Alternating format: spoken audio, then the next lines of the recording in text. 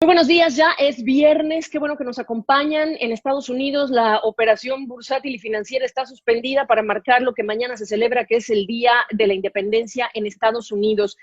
Como pocas oportunidades, nos hemos dado una vuelta para hablar de la economía venezolana y lo hemos hecho muy poco y amerita no solamente hablar de cómo se acentuó el colapso, cómo se agravaron los desafíos sociales para los venezolanos, y también para aquellos que están fuera de su país, que se han tenido que ir porque la situación es insostenible para su futuro y el de sus seres queridos. Así que quiero primero incorporar a nuestro invitado el día de hoy. Saludos hasta Barcelona. Miguel Ángel Santos, ¿cuánto tiempo? Profesor adjunto de la Harvard Kennedy School. Él es el director también de investigación aplicada del Laboratorio de Crecimiento de Harvard. ¿Qué de trabajo van a tener ahí? ¿Cómo estás? Bueno, ¿cómo estás, Gabriela? Muchas gracias por la invitación. A ti por acompañarme. No puedo ni siquiera encontrar un término para que me ayudes a describir cómo una economía que ha provocado tanto drama, con tantas carencias de insumos de todo tipo, con la gente que se tiene que salir, porque aquí sí hay que salir para encontrar de todo. Eh, ¿Cómo ahora exacerbó el COVID-19 esta situación? ¿Cómo te aventuras a describirla para el no venezolano, Miguel Ángel?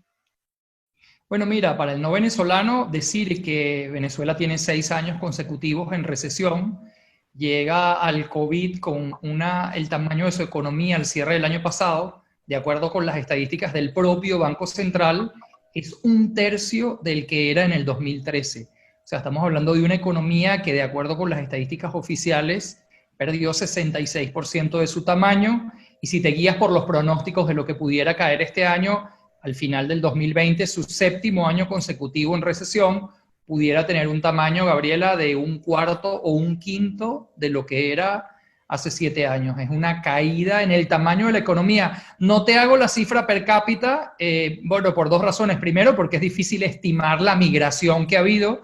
De hecho, el Instituto Nacional de Estadísticas de Venezuela no la reconoce, sigue publicando crecimientos parsimoniosos de la población. Segundo, porque cuando la economía ya ha caído tanto, lo que le agrega hacerlo per cápita es más pequeño, pero el tamaño de la economía venezolana al final de este año puede estar alrededor de un cuarto, un quinto de lo que era en el 2013, cosa que es una caída sin precedentes en la historia de América Latina, sin precedentes en el mundo, con la excepción de la Guerra Civil de Liberia, sin ningún otro precedente en el mundo, y su sistema de salud, que es lo que es importante en términos de ingresos, y su sistema de salud, lo que es el sistema de morgues, el sistema de hospitales, venía colapsado antes del COVID.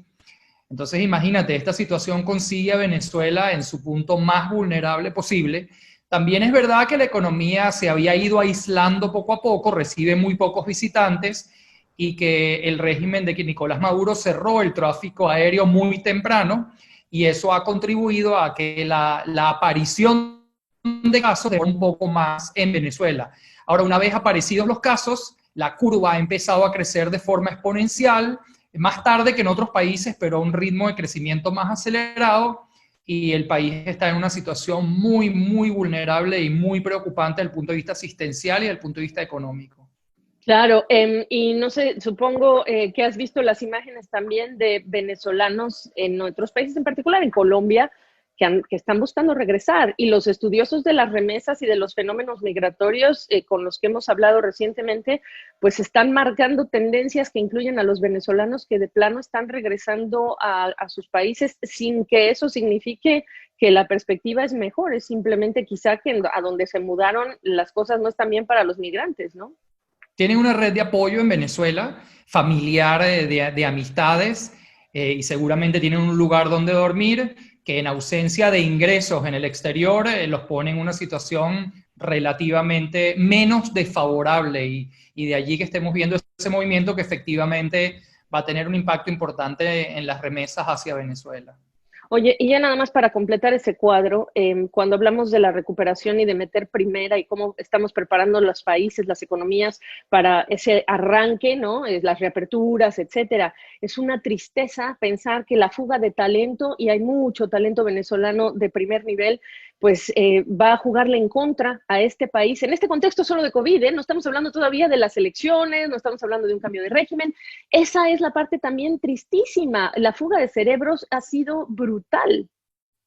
Sí, en especial en el sector médico, como dices tú, ya no hablando de la reconstrucción, estamos hablando de cómo vamos a hacer para atender la emergencia. Efectivamente, Venezuela ha venido sufriendo una fuga importante de médicos, los precios, los salarios de los médicos fueron regulados, se les introdujo competencia cubana. Desde hace mucho tiempo los que practican esta profesión en Venezuela verdaderamente lo hacen por vocación y una voluntad de servicio al país enorme que ha amortiguado a Venezuela, pero sin duda que se ha perdido muchísimo capital humano que hubiese sido fundamental para ayudar a atender la crisis. Claro. Bueno, Miguel Ángel, yo te traía para platicar contigo también de que en estas circunstancias estamos escuchando varias cosas pasar en Venezuela. Está el lado de las elecciones parlamentarias, la intención del gobierno del cuestionado Nicolás Maduro en diciembre. Están otros dos temas que me parecen importantes y es el tema de los suministros, tanto petróleo y este recurso legal que se está interponiendo en Estados Unidos para que tanqueros iraníes no lleguen a costas venezolanas que llevan crudo. Por supuesto, recordarle a la gente que nos sigue que pues están sancionados. Irán está sancionado también las guardias revolucionarias, que al parecer son de ellos estos tanqueros, y la idea pues es seguir ahorcando tanto Irán como al régimen de Nicolás Maduro. Ese es uno.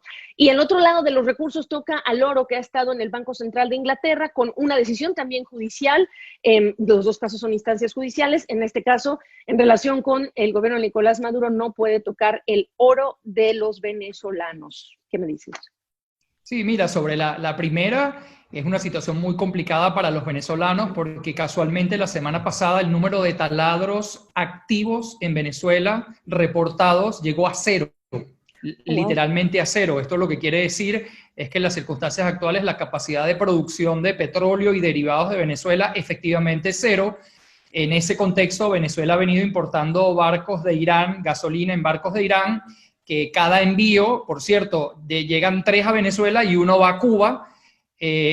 Cada envío alcanza para apenas unas semanas, y yo creo que el tema del régimen venezolano más allá es cómo va a pagar por estos envíos, dado que su capacidad de producción está en cero, y qué se va a poder hacer con estos barcos. Desconozco la legislación a través de la cual estos barcos pudieran ser detenidos en aguas marítimas internacionales, etcétera.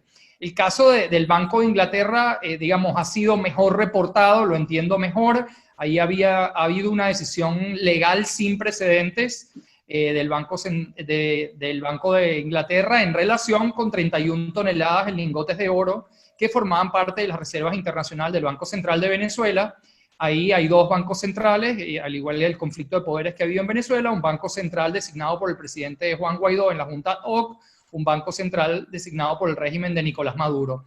En consistencia, el juez lo que ha dicho, en consistencia con la posición del gobierno de Inglaterra de reconocer como presidente legítimo de Venezuela a Juan Guaidó, se le ha dado el control de los 31 millones de lingotes de oro, que representan aproximadamente $1.000 millones, a la administración de Juan Guaidó. De nuevo, una decisión sin precedentes. Aquí lo importante, Gabriela, es recordar, uno, ese dinero es del Banco Central de Venezuela, no es del Ejecutivo Nacional. Entonces, en principio, forma parte de las reservas internacionales. La hiperinflación que se ha dado en Venezuela es en parte por eliminar cualquier distinción entre el Banco Central y el Ejecutivo. Segundo lugar, Venezuela está en una situación de emergencia. Entonces, estos recursos pueden ser susceptibles de ser utilizados para atender la emergencia.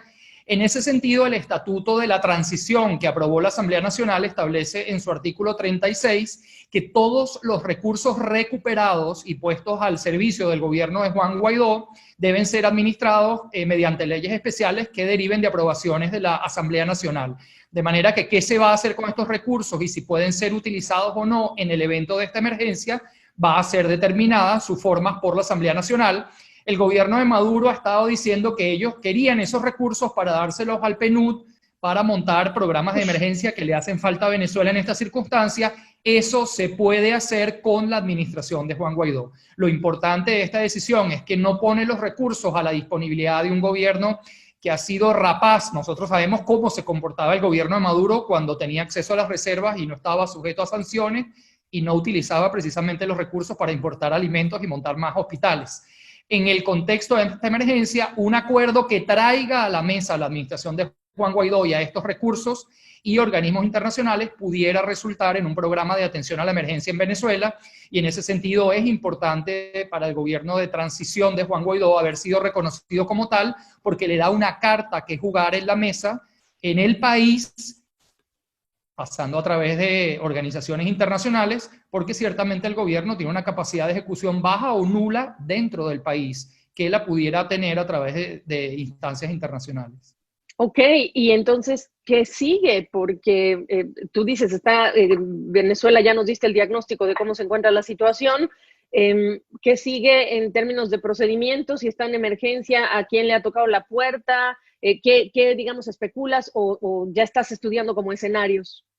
No, fíjate, la situación es muy sui generis, pero el gobierno de Maduro ha dicho que ellos estaban en contacto con el Programa de las Naciones Unidas para el Desarrollo para implementar programas de emergencia. El Programa de las Naciones Unidas por el Desarrollo no se ha dado por enterado, yo no tengo ningún conocimiento de que hubiese en efecto una iniciativa para implementar recursos. Primero debe haber un plan y unas conversaciones previas. Eso es algo que se pudiera canalizar a través del gobierno interino de Juan Guaidó, pero que veo muy difícil su ejecución si no cuenta con el apoyo o, digamos, la aprobación de no interferir del régimen de Nicolás Maduro. Entonces se viene una situación que va a ser muy interesante. El país está en una tremenda emergencia. La prioridad debe ser la gente y las poblaciones más vulnerables en esta tremenda situación de emergencia. Evidentemente, para producir un cambio significativo en la situación hace falta una transición política, pero en ausencia de esa transición debe haber programas de alivio a las poblaciones más vulnerables que puedan ser acordados entre ambas administraciones y una organización internacional encargada de administrar los recursos. Si no, lo veo muy complicado. Todo esto tiene que pasar por la Asamblea Nacional. Oye, y en esta noticia de elecciones parlamentarias en diciembre, ¿cómo se combinan todos estos elementos pensando en esta noticia de hace unas horas?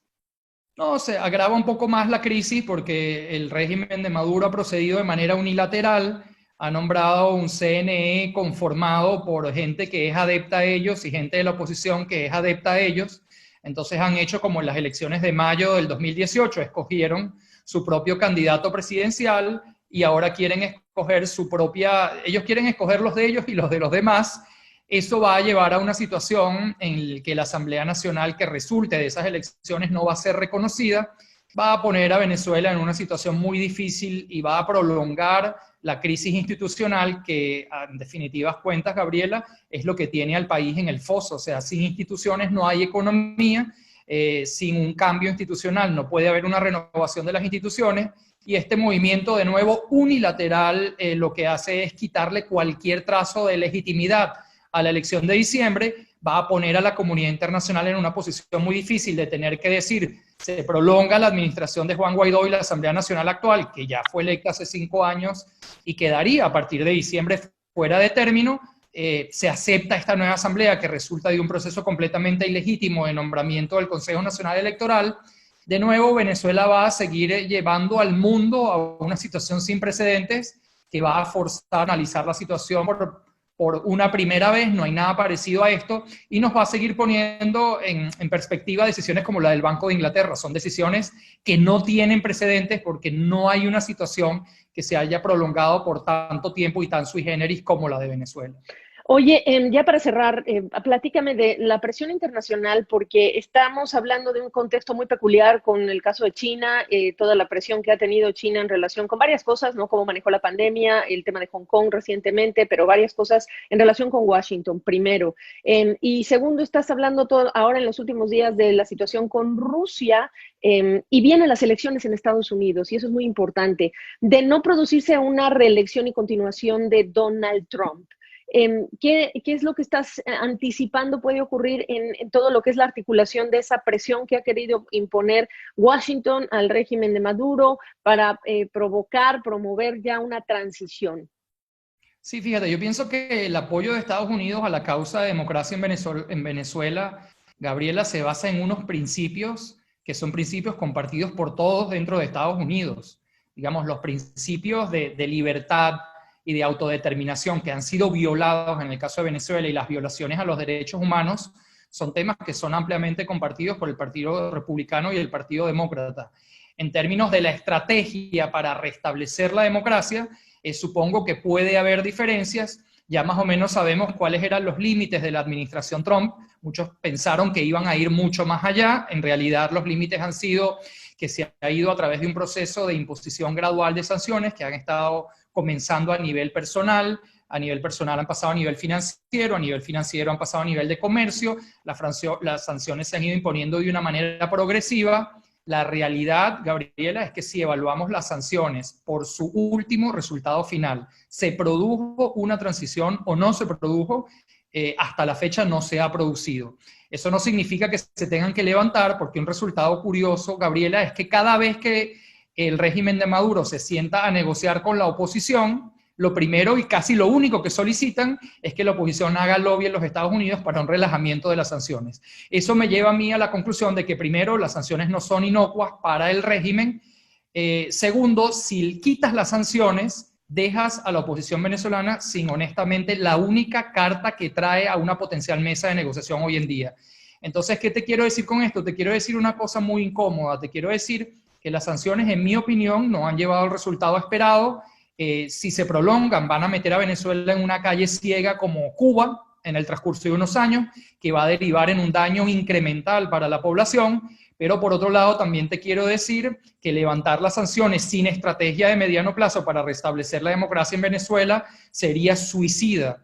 Y entonces, bueno, habrá que buscar una solución creativa intermedia que mantenga la esperanza de una transición democrática y al mismo tiempo permita mejorar un poco la calidad de las condiciones de vida en Venezuela, en la medida en que este sea un tema que le interese a Maduro, que hasta ahora le ha interesado muy poco. Oye, y si me permites ya como última reflexión de tu parte, Miguel Ángel, como venezolano, la psique del venezolano de este desgaste de tantos años en estas circunstancias, llegó el COVID-19 y ahora el mundo entero está en esta prueba de resistencia con altísima incertidumbre.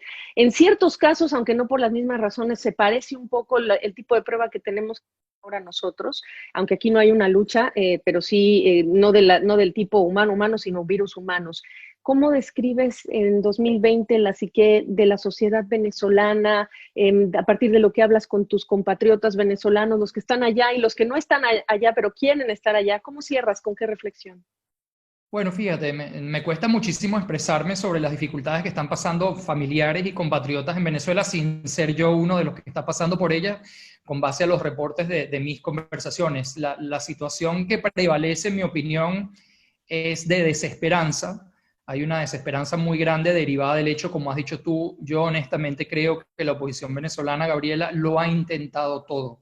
Ha intentado ir a elecciones, ha intentado boicotear elecciones, ha intentado atajos, ha intentado sanciones o hacer lobby por sanciones, y han pasado 22 años sin que haya sido capaz de producir una transición política.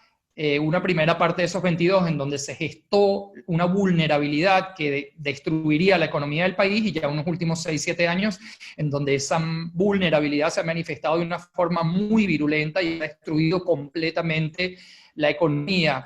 Percibo algo de desesperanza, y si tú piensas que no va a haber una transición política, entonces, digamos, creo que lo que corresponde es que abogues por un relajamiento de las sanciones y cruzar los dedos de que cuando las sanciones se relajen y el gobierno de Nicolás Maduro acceda a algo más de recursos, haga lo que nunca hizo cuando tuvo una disposición plena de recursos y ninguna sanciones, que es ocuparse del bienestar de los venezolanos y mostrar alguna capacidad de ejecución que efectivamente impactara los niveles de calidad de vida. Entonces, me parece que si te rindes y llegas a la conclusión de que lo hemos intentado todo y no va a resultar, lo que sigue es eso, que es también un escenario muy desesperanzador. Pero también decirte, Gabriela, yo he visto en estos 22 años a la oposición venezolana fracasar, apagarse y resurgir con todavía más fuerza. Uno puede listar inclusive los momentos cumbres en donde se estuvo cerca de producir una transición, el desánimo y la desesperanza que siguió,